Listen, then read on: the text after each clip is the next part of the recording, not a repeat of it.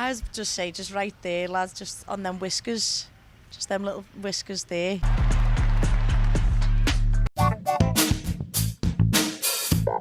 This is the Schmo with the Pro, the always entertaining Meatball Molly McCann in the flesh, San Diego, California, here for Bellator 300.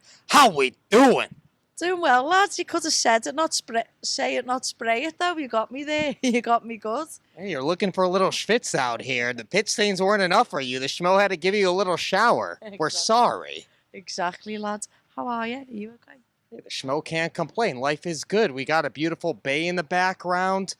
The weather's sunny. By the way, I wish you could see it. I'm sorry for squinting, but how sick of them clouds? Yeah, that's the marine layer. It's going away. Oh, yeah. Global warming. Well, how you doing? The Schmo knows you're a big-time fan of the Tories. Yeah. Joe Torre, that is. Yeah. You know who that guy is. Longtime New York Yankees manager, executive in Major League Baseball. Joe Torre. The Tories. Fuck the Tories, lad. Fuck the Tories. No, I'm doing okay. I'm a little bit hot stuff right now. Sweating it out at Bellator 300, but very excited to be in San Diego, lad.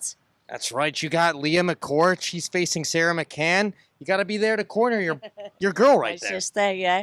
I know this whole fight camp I've been Molly McMahon, they've been calling me, because I've just had to pretend to be Sarah, but yeah.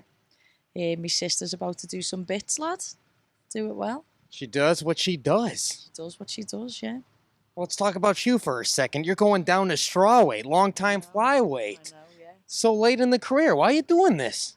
I think I used to be a lot fatter, I think, before I came to the UFC, and I just used to diet down and cut weight.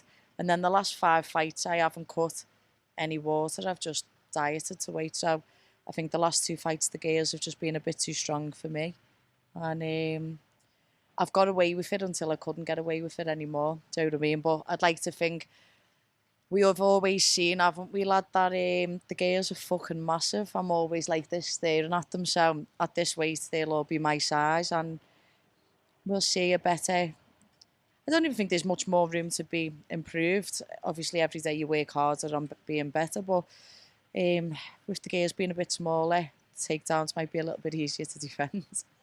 Well, when you eyeing this return at 115, you got an opponent in mind? What are you thinking here? I will actually go with anyone. I feel like I've had enough fights in the UFC now to be, I don't need to test my skill set anymore, do you know what I mean? Whoever Mick wants to give me, and I know he's going to get me out early next year, so I'll be ready. I've got a couple of grappling comps this year to help me steady the weight down and bring it down, but to be honest, there's only 3 kilo difference in how much weight I cut to strawweight, so we're absolutely fine and buzzing, and yeah, that's all really, lad.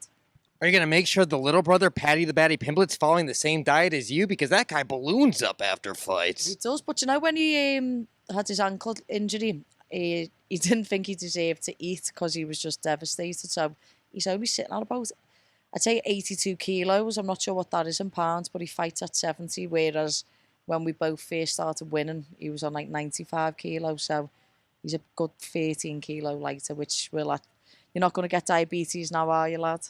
Certainly not. So talk to the Schmo for a second. When you jumped at the Dave Portnoy's arms when he had that victory over there in London, man, did you think his arms were going to fall off? Because that guy's not used to lifting heavy weights. I know. Well, do you know, I didn't realise he'd had a shoulder surgery and he can't even go to the gym anymore, is what he says, because he put some weight on. He went, oh, it's because I can't go to the gym. And I didn't realise, but he had me and Patrick, didn't he? Carried us both. But yeah, brighter days. Now, Tony Ferguson, he's the one fighting the baddie next. What do you make of that matchup? I feel like when Paddy was younger, he's always like looked up to Tony, and I feel like it'll be like the passing of the guard now. I think the new school is coming through. I think everyone in our camp still knows how much of a legend Tony is and how much he's still got to give to the game. But I feel like it's a good fight for Paddy to get his feet back in the water after having such a long time out. And like I say, Paddy doesn't get to decide. None of us get to decide, oh, I want that fight, and it happens. You get who you're given and you just say yes or no. So he's picked a warrior in Tony, and I can't wait to watch it, to be honest with you. So what was the reaction when you found out that he'd be getting Tony Ferguson, El Kakui? I walked in the gym and he went, I'm fighting El Kakui. I went, lad, are you? He went, yeah. I went, oh, come and watch that. And he was like, yeah, nice one, Meatball. And then that's all it kind of was. But it's, I don't know. Sometimes we still can't believe certain things. Like, we're still big fans of the sport, you know what I mean? Like, just being in there today and, like, even bringing it back to the women, I was, like, sat next to Liz Carmouche, Kat Zingano, Leah, Sarah McMahon, and Cyborg, and I'm like, fucking hell. There's a lot of history there, do you know what I mean? So I think Paddy's really buzzing. I think he wants to put his last fight behind him with the controversial decision. Just get a win under his belt with his foot and then just proper next year, just smash out 3 fights and go to where he wants to go. Do you know what I mean? Top 10, top 5, and then fight for a belt one day. He's already one of the most popular fighters in the UFC. You're one of the most popular female fighters in the UFC. You guys have the great personalities, but a lot of people are saying that this could be Tony Ferguson's last fight. Paddy wins, that's it for him. Do you think it's that way? I'd like to say no, but I feel if he takes a lot of damage, then fighters need saving from themselves, don't they, lad? So we never know when it's time to say that's enough, fighters, unfortunately, but only he'll really know. I watched his interview with Ariel and he's like, I've still got loads to give, and he's a consummate professional in the fact that he's learning every day and he's always trying to better himself, but there becomes a point where the body can't keep up with the mind when you do what we do. So I'll be there one day. I'm 33, so I'll only have a few years left in me as well, I imagine. What do you put on your meatball subs? By the way, the Schmo's 33. We're the same age. Rocking it out. What do you put on those meatball subs? I have a sugo sauce, lad, so it's not quite marinara, but it's a tomato-based sauce, a 50-50 pork and beef meatball with some cheese, breadcrumbs and oregano, and then whack some cheese on the top, toasted. I don't like no salad. What about you? Yeah, you don't make friends with salads. Salad dodgers. Obviously a salad dodger, lad. Yeah, certainly are, but maybe you got to be eating more of those at 115. I don't know about that. I feel like the diet is like, it's in, but not this week because we're in San Diego, but back home, yeah, not much cheese going on. Yeah. Not much chocolate going on. Okay. Not much Guinness going on. Yeah. That's the real one. Nor proper 12. No proper 12. Actually, I had proper 12 2 weeks ago. Oh, there it is. You ruined it. Connor, sorry. Your new apple whiskey is good stuff, though. For all the schmoes out there wondering how to land the perfect spinning elbow, when do you know you hit the sweet spot? Can you show the schmo? Where's the target spot right there on the face? Is it the jaw? Is it under the cheekbone? Where would you say it is? I'd just say just right there, lads, just on them whiskers.